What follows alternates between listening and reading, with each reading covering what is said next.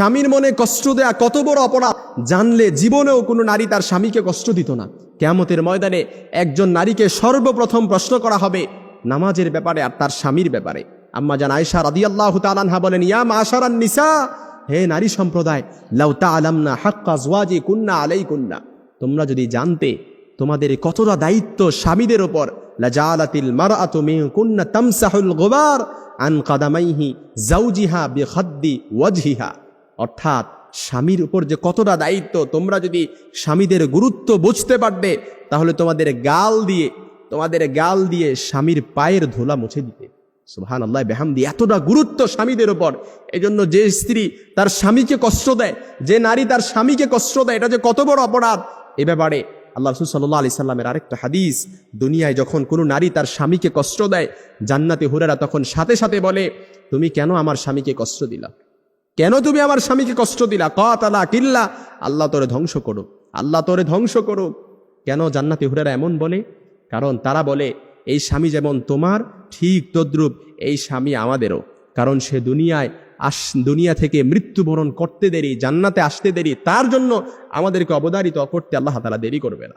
এজন্য মনে রাখবেন যে নারীরা তার স্বামীকে কষ্ট দেয়, আপনি তো বোঝেন না, আপনি যে স্বামী পাইছেন এটা একটা হীরার টুকরা পাইছেন, আপনি যে স্বামী পাইছেন এই স্বামীর কদর করতে হবে। আল্লাহ রাসূল বলেন, আল্লাহ ছাড়া কাউকে সিজদা দেওয়ার আদেশ আমি দেই না, তবে আল্লাহ ছাড়া কাউকে সিজদা দেওয়ার আদেশ যদি আমি দিতাম তাহলে প্রত্যেক নারীকে বলতাম স্বামীর পায়ে সিজদায় লুটিয়ে পড়ো।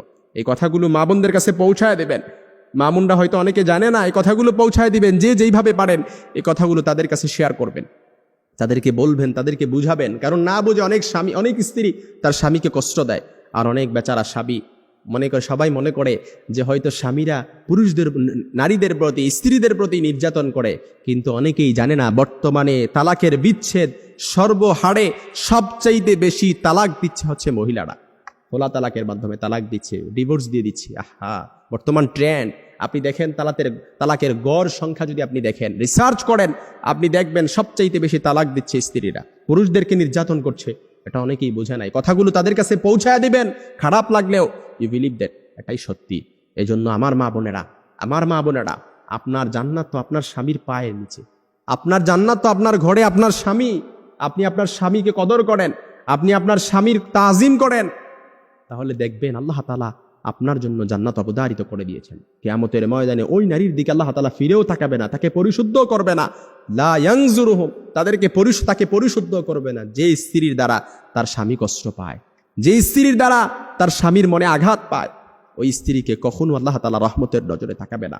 এই জন্য আমার মায়েরা মনে রাখবেন, যারা স্বামী পেয়েছেন, লাজালাতিল মারআতু মিনকুন্না তামসাহুল গুবার আন কাদামাইহি যাওজিহা বিখাদ্দি ওয়াজহিহা, স্বামীদের যে গুরুত্ব এটা যদি বুঝতে পারত কোনো নারী, তাহলে নিজেদের গাল দিয়ে তার স্বামীর পায়ের ধুলা মুছে দিত। সুবহানাল্লাহ বিহামদি, কতটা গুরুত্ব স্বামীদের উপর।